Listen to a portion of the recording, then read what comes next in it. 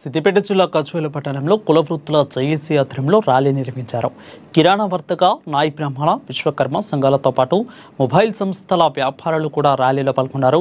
మార్వాడీలు గజ్వేల్ పట్టణంలో అన్ని రంగాలలో వ్యాపారాలు నిర్వహించడంతో కుల వృత్తులు చేసుకునే వారికి పరిస్థితి దుర్భరంగా మారిందని అన్నారు.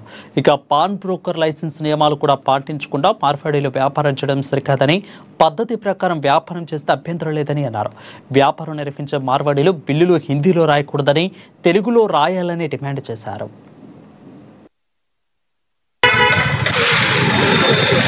మార్వాడి గో బ్యాక్ అనే నినాదం పైన ఈరోజు 22వ తారీఖు నాడు బంద్కు పిలుపునివ్వడం జరిగింది.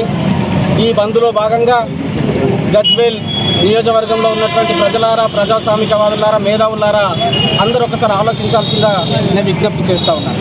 ఎందుకంటే ఈ రాష్ట్రంలో, భారతదేశంలో ఎవరు ఎక్కడైనా బతకొచ్చు, దానికి మేము వ్యతిరేకం కాదు. కానీ ఎక్కడికెళ్ళో మన పక్క రాష్ట్రం నుంచి ఇక్కడికి వచ్చి పెద్దంతారి వ్యవస్థగా మరి లక్షల కోట్ల రూపాయలతో బిజినెస్ స్టార్ట్ చేసి ఇక్కడ ఉన్నటువంటి చిన్న సన్నకారు మరి కార్మికులైనటువంటి నాయ బ్రాహ్మణులు కావచ్చు, లేకపోతే స్వర్ణకారులు కావచ్చు, లేకపోతే విశ్వకర్మలు కావచ్చు, లేకపోతే మొబైల్ షాపులు కావచ్చు, ఏ చిన్న వ్యాపారం చేద్దామన్నా కానీ మరి ఇక్కడ మరి మార్వాడి దోపిడీ వ్యవస్థ చాలా విజృంభిస్తూ ఉన్నది. దీనికి మేము దళిత ప్రజా సంఘాలుగా దీన్ని ఖండిస్తూ ఉన్నాం.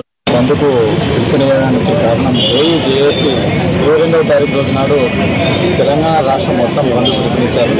మార్వాడి ఏ విధంగా ఉంది అంటే, మార్వాడి వాళ్ళు పెట్టుబడి పెత్తనంతో ఖాళీ ఒక గిరువు పెట్టుకునే బ్రోకర్, పాన్ బ్రోకర్గా షాపులు లైసెన్స్ తీసుకొని దాంట్లోనే జ్యువెలర్ షాపులు మెయింటైన్ చేయడము, అందులో బంగారు వస్తువులు పెట్టుకొని అమ్మడము, ఇలాంటి వాళ్ళకు కులవృత్తులన్నీ దొరుకుతున్నాయి. కాబట్టి ఈ కులవృత్తులందరూ కూడా ఏకమై ఈరోజు బట్టల వర్తక సంఘం వాళ్ళు, కిరాణా వర్తక సంఘం వాళ్ళు, విశ్వకర్మలు, స్వర్ణకార సంఘం వాళ్ళు పూర్తిగా గజ్వేల్ పట్టణాన్ని బంద్ చేసి ఈరోజు రోడ్ల మీదకి వచ్చి వాళ్ళ బాధలను అందరూ విలపించడం జరుగుతుంది.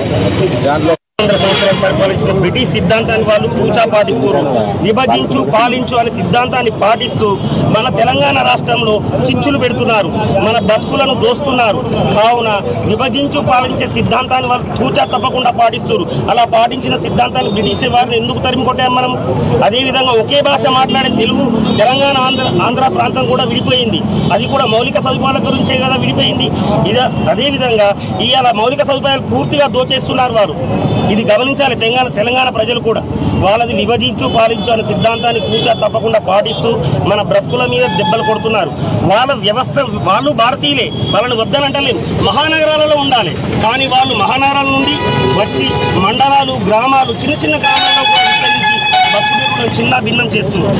భారతీయులు ఎక్కడైనా బ్రతికే స్వేచ్ఛ ఉంది, కానీ పెట్టుబడిదారి వ్యవస్థ ఎక్కడ ఉండాలి? పెద్ద పెద్ద నగరాలలో ఉండి అక్కడనే చేయాలి. అక్కడ పెట్టుబడిదారి వ్యవస్థ చిన్న చిన్న గ్రామాలకు వచ్చి కూడా చిన్న చిన్న కుటుంబాలను, చిన్న చిన్న వ్యాపారస్తులను చిన్న భిన్నం చేస్తుంది ఈ మార్వాడి వ్యవస్థ. దీని ప్రభుత్వం కూడా దృష్టి మరలించి ఒకసారి దీని మీద గట్టి చర్యలు తీసుకోవాలని కోరుతున్నారు. సంవత్సరం పరిపాలించిన బ్రిటిష్ సిద్ధాంతాన్ని వాళ్ళు